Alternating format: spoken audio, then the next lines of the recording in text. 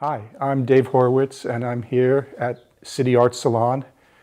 And in terms of my painting and how I got started, it's what I did as a kid. I think kids sometimes, most kids I think gravitate towards one thing or another. I see that with my own kids and other kids. You know, some are very scientific, some are more artistic, some are extremely athletic. And it's what I did naturally when I was young, growing up, is I drew and painted a little bit. But I never really saw it as a viable career path, and which is kind of strange because my dad was a novelist, published novelist, 8 novels, and it's just I never really saw going in, you know, maybe because I saw all this sort of stress about being a working artist, trying to make a living and stuff like that. I never really saw it as a career thing. So, you know, I went off to college and, you know, went into work, you know, worked and had, you know, in business and stuff like that. And my wife actually went to art school, and she was a painting major.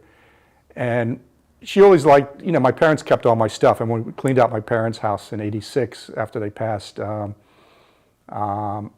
she loved my stuff when I was a kid, which sounds silly because, you know, it's just kid stuff. But she was always encouraging me to get back into it. And I think in 2002, I took 1.5 classes out at art college here in Philly. And it just, I had one teacher I really liked. He was really relaxed and not cool, but the second teacher was really stiff, and I just really didn't get into it. And I actually put it off for another 10 years doing anything. And around 2012, I just said, you know, basically, you're not getting any younger. And I threw myself into it. And I kind of made 2 rules for myself in terms of getting involved in painting. I didn't want to be a student, so I didn't want to take any classes. I didn't want to do workshops. I just wanted to learn by doing. And I didn't want anything to be sort of like an experiment when I painted, or like a practice session type thing. Like every painting, I wanted to be complete. I just wanted everything to be like, you know, to do a complete painting in one session. It wasn't like an exercise for a painting I might do later. And I just started painting. And I didn't know a color wheel. I remember talking to a professor at PAFA in an art store, a guy who was really supportive of me early on.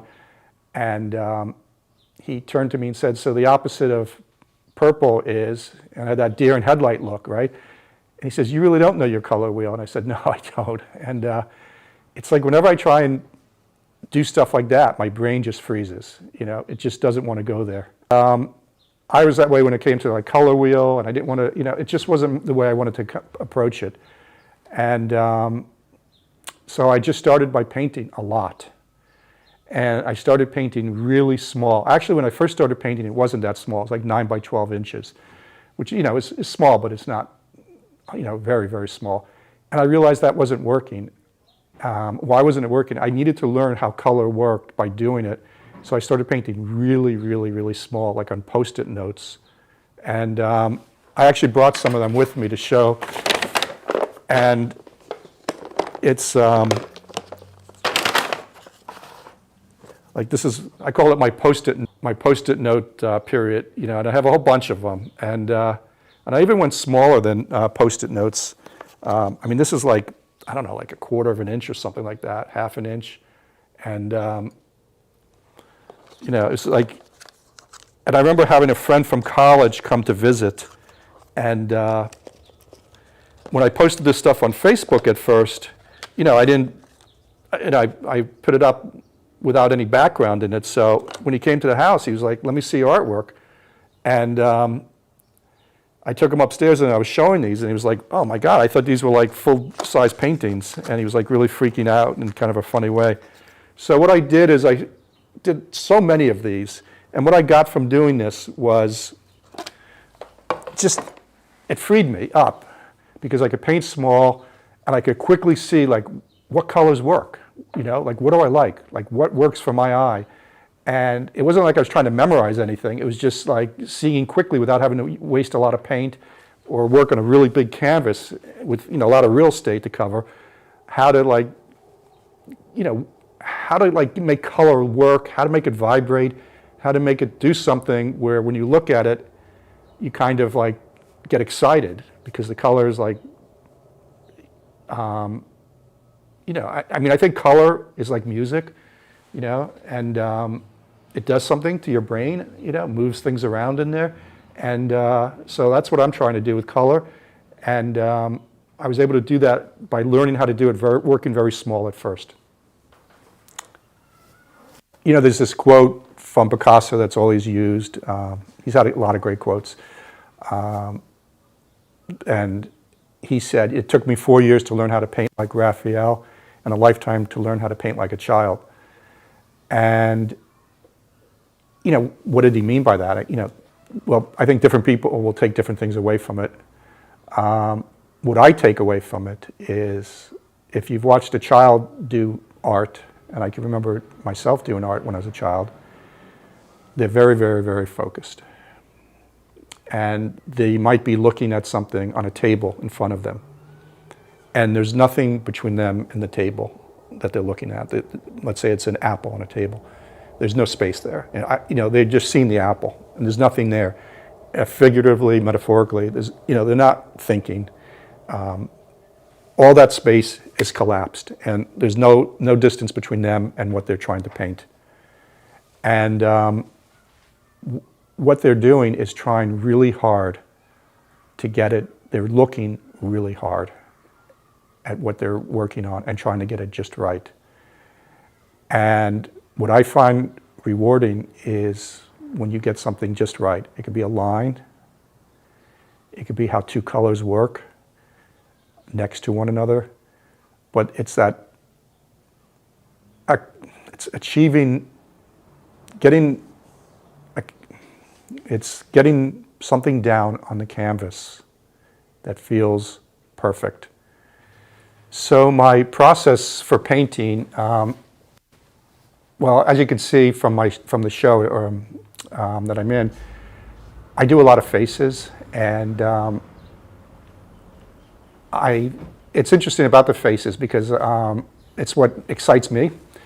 And I went to high school with this guy who's like a super famous painter now, Walton Ford. He sells his stuff to like Leonardo DiCaprio for like, you know, zillions of dollars, and he's really, really good. And someone described him as Audubon on crack.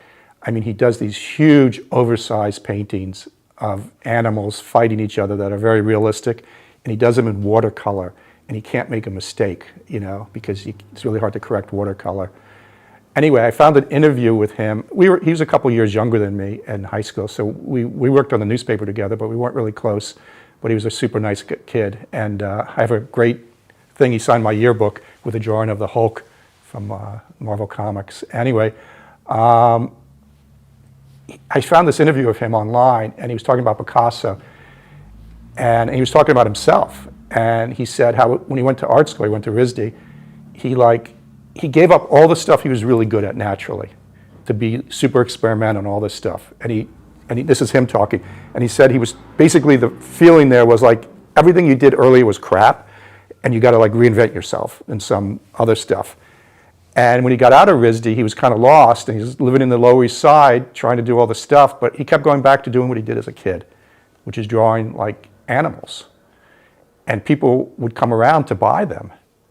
And he realized like that's what he really liked doing, what he liked doing as a kid. And he was like, thank God I found my way back, you know?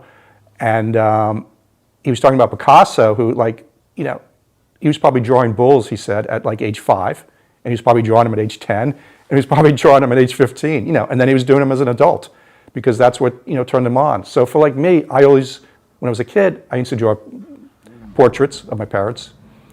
I used to copy faces from comic books. I mean, it was just what I was attracted to was faces. And so for me, that's sort of what I gravitate towards mostly. And the inspiration for that is I really like old photographs, vintage photographs, and ones from the 20s, 30s, 40s, 50s, black and white photos. And I know people were more stylish and everything back then in terms of how they dressed, but in other ways they were less perfect looking, you know, like things weren't as Photoshop looking. And there's a sort of like imperfection in the way people looked. And I can't really explain it because, obviously you had Hollywood and stuff like that back then that was very glamorous. But in everyday life, people just seemed to be less, there was some type of imperfection that in their faces. It's like I look at my dad at age 65, going through the Depression and World War II. I have a photograph of him.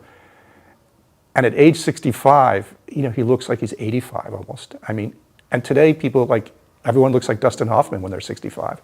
I mean, they look like kids, you know what I mean? Or Bill Gates. And it's a whole different look. And I just like that older look. And so some of my inspiration is, and what I work off of, is old photographs. And when I see a photograph that kind of turns me on, I want to paint it. In terms of my process, I really just try and attack the paint, the canvas with the paint. And I try, I'm very neurotic in all of my life, except for painting.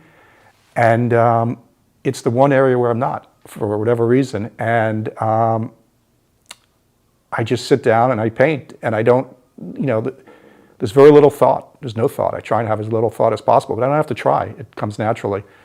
And I try not to be very verbal internally about it.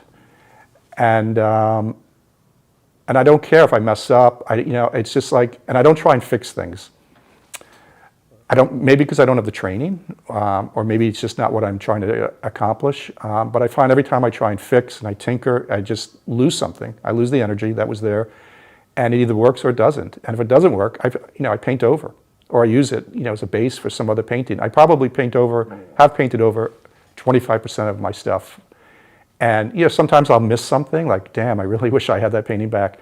But for the most part, it turns out it's better for the best that I do paint over. Let me just say first, I'm so appreciative of the opportunity to exhibit here. It's just been great. Kenny and I found each other on Instagram.